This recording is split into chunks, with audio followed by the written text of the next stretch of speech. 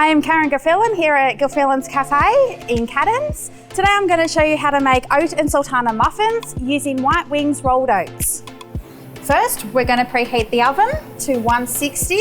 Add 2 cups of the White Wings self-freezing flour, half a cup of sugar, my 1/4 cup of White Wings rolled oats, 1 cup of Goodman filtered sultanas, 1 cup of milk, a 1/4 cup of Crisco vegetable oil. Next step is to add an egg. We need to lightly beaten it first. Mix in all your ingredients, but you only want to mix it so they're just combined. Place your muffin cups into the tray. Scoop the mixture evenly into each muffin cup. So just before we pop them in the oven, what I like to do is just add just a couple of sprinkles of oats on top. So now we're just going to pop these in the oven for 20 minutes. There you go, some delicious Oat and Sultana muffins. You can make them in a big batch and they're great for your customers for a grab and go.